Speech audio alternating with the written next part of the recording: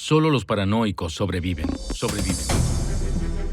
Las batallas de vida o muerte de las compañías globales, las graves decisiones, los riesgos asumidos y los errores cometidos en la sala de juntas. Si tuviéramos razón, podríamos ganar muchísimo dinero. Las apuestas más altas. Es una verdadera amenaza para todos. Impulsadas por la innovación. Sabía que era algo que se había estropeado. Pensaron que era imposible. Cegados por el miedo. Vamos a ignorarlo, porque no sabemos qué hacer con eso. Tiempos desesperados y medidas desesperadas. Ese fue el día en que tuve que irme. Consecuencias fatales. Mi única pregunta sería ¿por qué? Y las lecciones aprendidas. Es obvio que se equivocaron y les costó todo.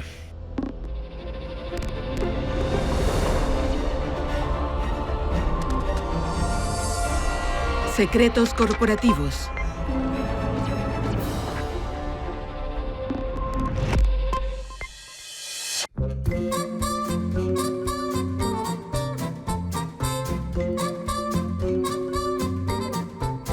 Nick Leeson llegó a la ciudad de Londres con un objetivo en mente: ganar mucho dinero.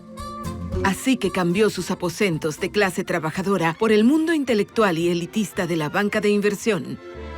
En verdad creo y sigo creyendo hasta el día de hoy que si me asignan una tarea con otras personas, lo haré mejor y más rápido que ellos.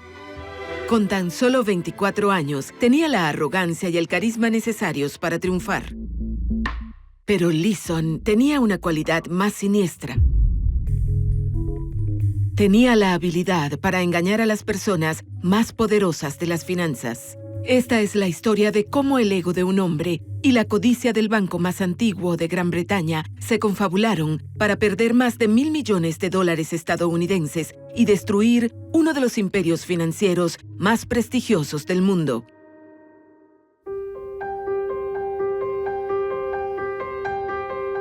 Nick Leeson era un niño modesto que vivía con su madre en los suburbios de Londres. Mi madre siempre me infundió la ambición de triunfar desde muy pequeño en la escuela, en la secundaria y en la vida en general. Creo que su objetivo era que yo tuviera una vida mejor que la de ella. La educación que recibí era muy modesta y el dinero siempre escaseaba. Pero Leeson era un hombre destinado a alcanzar el éxito, y en abril de 1992 consiguió el trabajo de sus sueños en Singapur. Operaría para el banco Barings en la Bolsa Monetaria Internacional de Singapur, la CIMEX, que le dio el glamour y la atención que ansiaba. La sala de operaciones era muy emocionante. Las personas competían entre sí al estilo de los gladiadores, donde una persona ganaba y la otra perdía. En ese lugar había que demostrar realmente quién era el mejor. La CIMEX luego se fusionó para convertirse en la Bolsa de Singapur, una bolsa novedosa especializada en contratos a futuro. Eran apuestas realizadas sobre el futuro rumbo del mercado. Para Leeson, se trataba del índice Nikkei 225. Si acertaba su apuesta, podía ganar mucho dinero, pero si se equivocaba, podía perder cientos de miles de dólares. Los mercados son muy activos y presentan mucha incertidumbre. Y esa incertidumbre para muchos se convierte en una limitante o en algo adictivo, porque siempre se está al borde de saber qué sucederá, pero es la parte más emocionante de la industria. Comenzaba a destacar en el mundo financiero y su éxito llamó la atención de John Gappar. En poco tiempo se ganó la reputación de ser uno de los mejores comerciantes en el área. Llegó a ser el mejor. Era muy convincente, siempre tenía buenos precios y los clientes llegaron a apreciarlo. Y luego con el tiempo, como era tan bueno en el negocio, le dieron más libertad para que operara por su cuenta y para Barings. Ian Lowe era un corredor independiente de la bolsa. Operaba a diario contra Nick Leeson. Recuerdo un día que yo estaba de pie con mi amigo mirando la pantalla, observando el gráfico de Nicky. Y Nick Leeson pasó por allí, nos conocía muy bien y nos dijo en broma: Ian, no hace falta que mires el gráfico. Y le contesté: ¿por qué? Yo trazo el gráfico. Mírame, si quisiera comprar, el mercado subirá. Si quisiera vender, bajará. Así que ¿por qué mirar el gráfico? Tener éxito en cualquier negocio es una sensación verdaderamente maravillosa. Las personas tratan de hacer todas las transacciones posibles y se convierte en una cualidad adictiva que el cuerpo comienza a desear porque se acostumbra al éxito. Leeson trabajaba para Baring Securities, una sucursal diferente de los Baring Brothers, que se especializaba en mercados nuevos de vanguardia. Se fundó en 1985 y comenzaron como un grupo de 6 corredores, pero 7 años después contaban con más de la mitad de los beneficios del banco. Los banqueros habituales de los Baring Brothers estaban un poco sorprendidos por su forma de hacer negocios. Baring Securities era un grupo de personas que consideraba a los banqueros de los Baring Brothers como personas rígidas, de clase dirigente y conservadora. A veces los miembros de los Baring Brothers levantaban las cejas y decían que eran un poco salvajes. Baring Brothers era el banco mercantil más antiguo de Gran Bretaña y en sus 233 años de historia, una larga línea de banqueros tradicionales se enorgullecía de su estabilidad y autoridad. Las personas confiaban en que su dinero era protegido con máxima seguridad. Hasta la reina tenía una cuenta en Barings. Era un banco muy respetable, cómodo y de clase alta. Comerciaba con su nombre, reputación y con la sensación de que era un emblema de la ciudad de Londres. Pero la ciudad de Londres estaba cambiando. La forma más moderna de ganar dinero en los años 90 era el comercio competitivo del mercado de valores. Baring Securities eran inversores despiadados y Nick Leeson era su más reciente y ambicioso empleado. La filosofía de la compañía era de hundirse o nadar, lo cual era perfecto para mí porque era el tipo de oportunidad que quería. No tenía apoyo, ni orientación, ni tutoría de ningún tipo sobre lo que estaba sucediendo. Se trataba más bien de una capacitación en el puesto de trabajo. El entorno que se creó era muy bueno para mí, para alguien que era muy competitivo y quería llegar a la cima. Aunque detrás de las escenas, Baring Securities tenía grandes problemas. Era una empresa con muy pocos controles.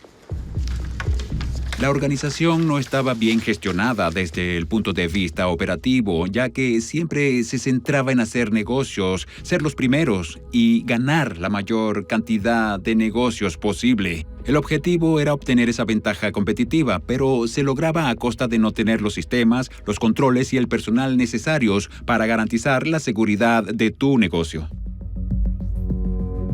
Nick Leeson ocupó el puesto de director general y el de jefe de liquidaciones en Baring Securities, funciones que debían desempeñar 2 personas diferentes. Permitir que Leeson hiciera eso es una de las cosas más estúpidas que se puede hacer.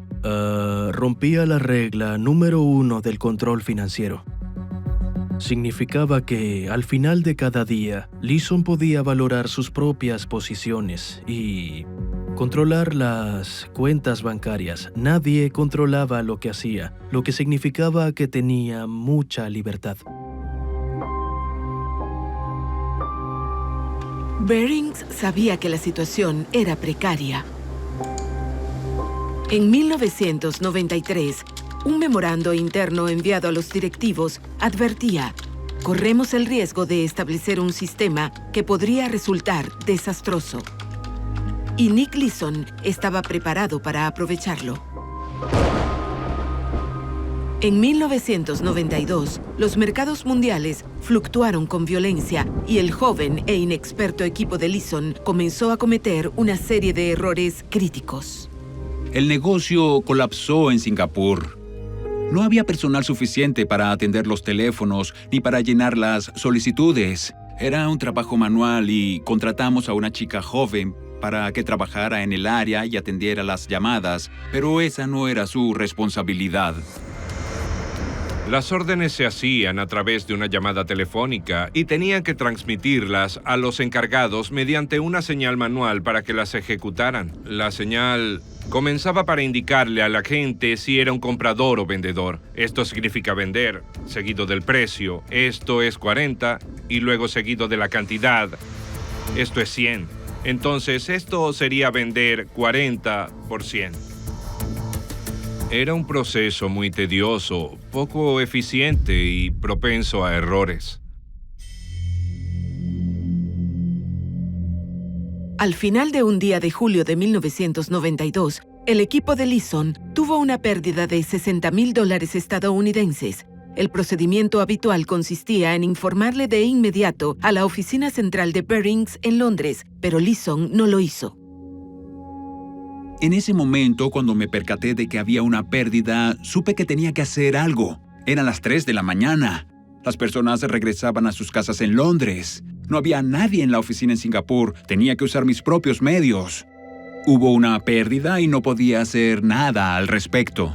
Leeson ocultó las pérdidas en una cuenta secreta de la empresa, conocida como la cuenta de los 5 ochos. Eso iba en contra de las normas de la empresa. Ahora era un comerciante deshonesto. Lo he visto antes. No se trataba de calcular o de tener claro lo que hacía. Era algo que se veía a diario en Barings. ¿Cuántas veces a las personas le depositaron dinero en una cuenta por error? ¿Lo mantenían toda la noche o toda la semana y luego lo cancelaban? Muchas veces. Hacer eso debió significar un gran paso para mí, pero no lo fue porque vi que todo el mundo lo hacía durante el tiempo que trabajé en la organización. Aunque Leeson afirmaba que solo protegía a uno de sus empleados subordinados. Me preocupaba la chica que trabajaba en el área comercial de la bolsa. No quería que perdiera su trabajo. Diablos, eso es todo lo que puedo decir. No creo que eso sea la verdad. Desde luego no creo que sea nada parecido a toda la verdad. Peter Norris, ubicado en Londres, era el supervisor de Leeson. Sé que eso fue lo que siempre dijo, pero lo que ocurrió desde el principio fue que generó una situación en la que se podían ocultar las transacciones. Y ahora dice que se trataba de encubrir los errores que cometieron los subalternos. ¡Bah! No estoy muy seguro, a decir verdad. Lo que ocurría era que Leeson quería aparentar ser un comerciante estrella, y la forma de hacerlo era ganando mucho dinero. Y la manera más fácil de ganar dinero era inventarlo. El comerciante estrella de Barings escondía un secreto oscuro que nadie más podía conocer. Un secreto que llevaría a Leeson al borde de la destrucción.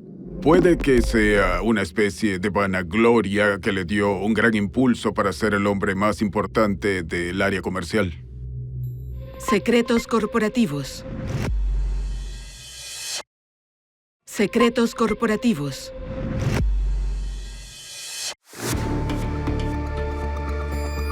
Parecía que Barings Securities era el mayor inversionista de Singapur, pero en realidad sus beneficios se basaban en las mentiras de un hombre.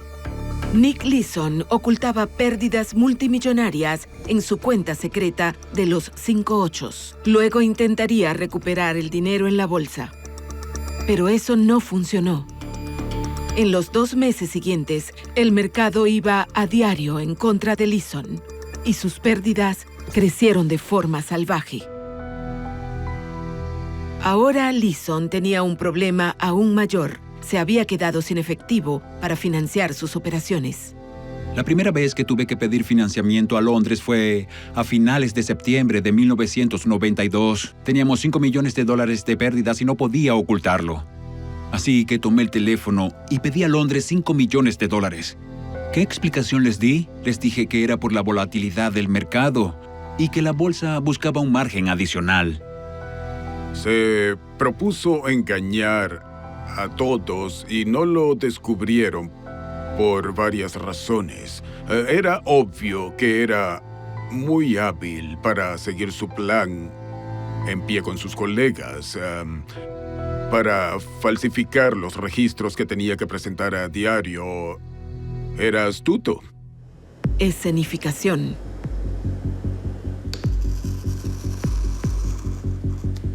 La sede de Londres necesitaba pruebas de los nuevos clientes de Leeson, pero estos clientes no existían.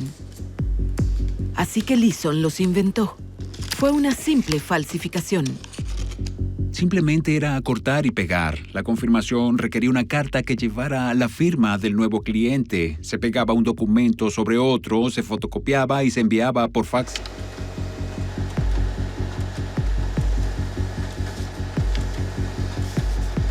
Bajo sus instrucciones, el equipo de Leeson comenzó una rutina diaria de engaños. Y en enero de 1993, los directivos de Barings le enviaron más de $60 millones.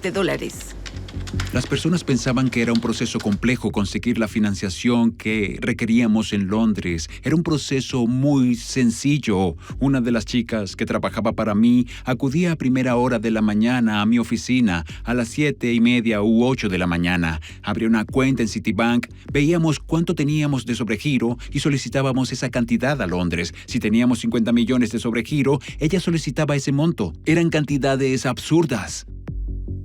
Ninguna de ellas llamaba la atención para una investigación. Sin embargo, los directivos de Londres creían en cada una de sus palabras. Sí, así fue. Reportaban esas cifras a diario. Las personas que estaban directamente involucradas en el caso de Singapur, ellas confiaban en Nick y por eso le daban mucha libertad para hacer su trabajo. Sí, había mucha codicia, autoengaño, ilusiones, ignorancia, inclusive hasta inocencia sobre lo que ocurría. Parecía difícil de creer que nadie se percatara de que se trataba de un fraude. Y aún así, no se percataron, y creo que no querían hacerlo. Nadie sabía que era un fraude, no querían aceptarlo. Ellos querían creer que era verdad. Leeson estaba atrapado en una rutina diaria de engaños y mentiras. La cuenta de los 5 ochos se convirtió en un monstruo. En enero de 1993, ocultaba pérdidas de más de $35 millones. Todos los días me levantaba y me sentaba a esperar que tocaran a la puerta en mi oficina o que alguien me hiciera una pregunta difícil. Esperaba que alguien revisara las cuentas, me interrogara y revisara que el balance presentaba incongruencias. Estoy seguro de que era consciente de lo que hacía. Tenía que ingeniárselas todos los días para que su plan funcionara. Cada día debió ser terrible para él porque al día siguiente tenía que terminar la jornada de trabajo y debía conciliar todo lo que ocultaba. El estrés debió ser enorme. En los bancos inversionistas, las personas tienen pérdidas, creen que pueden recuperarse. Suelen intentarlo durante unas semanas y después salen de ellas o se rinden ante sus jefes y les dicen: me equivoqué. El hecho más interesante de Leeson es que a pesar de la intensa presión psicológica a la cual estaba sometido, siguió adelante y no se detuvo. Y eso fue lo más desconcertante en los negocios de los estafadores. Alan Bloom es experto en analizar cuentas empresariales y en determinar sus fallas. El motivo por el cual los bancos insisten en que sus empleados, en especial los agentes de la bolsa, tomen vacaciones de vez en cuando, es porque los defraudadores jamás pueden irse de vacaciones porque si lo hacen, caen. Los contratos de los bancos establecen que se deben tomar 2 semanas de vacaciones consecutivas. Esas son algunas de las medidas más comunes.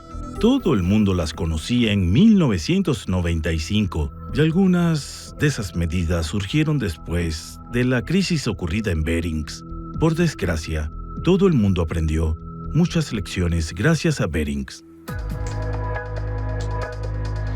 Leeson nunca tomó vacaciones mientras trabajaba en Singapur y su fraude no había terminado. En abril de 1993 duplicó las apuestas, compró cientos de contratos más sin que el banco lo supiera. Si el mercado se movía a su favor, podía ganar millones. Era una gran apuesta. Mi objetivo era sobrevivir un día más. Tratar de regresar a una situación en la que no hubiese pérdidas y comenzar de nuevo. Es muy extraño y es difícil de explicar, pero poco a poco, con el paso del tiempo, cuando las personas no se acercaban a la oficina y no hacían preguntas difíciles, comencé a sentirme más tranquilo. El hecho de perder dinero no me hacía sentir cómodo, pero sí el hecho de tener más tiempo para enmendarlo.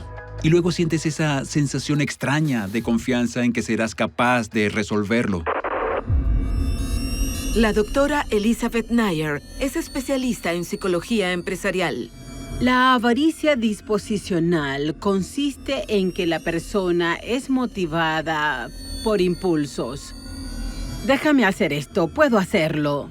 Soy el mejor, he sido el mejor y puedo volver a hacerlo. Déjame hacer esto otra vez. Es como si la persona fuera incapaz de tener la cabeza despejada y de entender que puede cometer errores. Pero de repente, la suerte de Leeson cambió. Su apuesta le salió bien y recuperó más de $20 millones.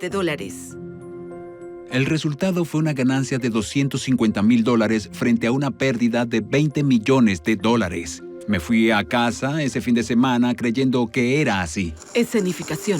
Nadie había descubierto nada de lo que había sucedido hasta ahora, y no era necesario que lo hicieran. Dije, vamos a casa este fin de semana para celebrar, y eso fue lo que hicimos. El lunes por la mañana surgió otro error, y todo ese lamentable episodio se repitió de nuevo. Pero, ¿qué tan loco estaba? Podía detenerlos y cerrar capítulo. No tenía que hacerlo de nuevo. Nada pudo hacerlo. Extraordinario. En ese momento tenía una mentalidad diferente. Lo hice una vez y lo superé una vez. Y sí, lo primero que debía hacer era volver a notificar a Londres lo que ocurría. Acababa de salir de una pérdida de 20 millones. Eso me daba la extraña confianza de que estaba ante una pérdida mucho menor y que debía ser capaz de solucionarla con rapidez al día siguiente. Pero no fue así. El mayor temor sería salir perdiendo y no ser el mejor. Y parecer un fracasado. El problema no es que crean o piensen que no se han equivocado, sino que no reconozcan que se han equivocado y que traten de ocultarlo incluso a sí mismos. Pudo haber sido algo vanidoso, pero le dio el impulso de ser el hombre más importante en su área. No puedo pensar en ninguna otra motivación. Creo que él quería y le gustaba ser visto como un comerciante estrella. Venía de una oficina de apoyo administrativo, provenía de un ambiente humilde, y él mismo había logrado salir adelante y no quería volver al lugar de donde provenía. Leeson era un hombre que estaba perdiendo el control. Estaba cayendo en una espiral más y más profunda en su mundo de mentiras. No tenía escapatoria. A partir de mayo de 1993, las operaciones de la bolsa en Singapur aumentaron. Las operaciones eran cada vez más grandes. El mercado se movía de forma drástica y bajaba de 40,000 a 18,000. Así que cualquier posición que se mantuviera se aceleraba con rapidez en términos de pérdidas realizadas. Mantenía operaciones cada vez más grandes y la locura era cada vez mayor. Nada podía detener este tren. Se estaba saliendo de las vías.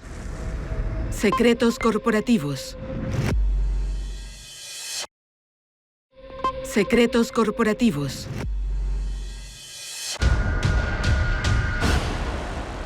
Septiembre de 1994. Ya habían pasado más de 2 años desde el primer error de Leeson en el CIMEX. Aquella pérdida inicial de $60,000 se había disparado a más de $320 millones. La presión psicológica era cada vez mayor. Las pérdidas estaban fuera de control. La evasión era pura y absoluta. La declaración que alguien dejara en mi escritorio la escondería en mi cajón sin mirarla. Enterraba mi cabeza bajo tierra cada vez más. Parecía como si fuera a dañarme si lo tocaba. Solo trataba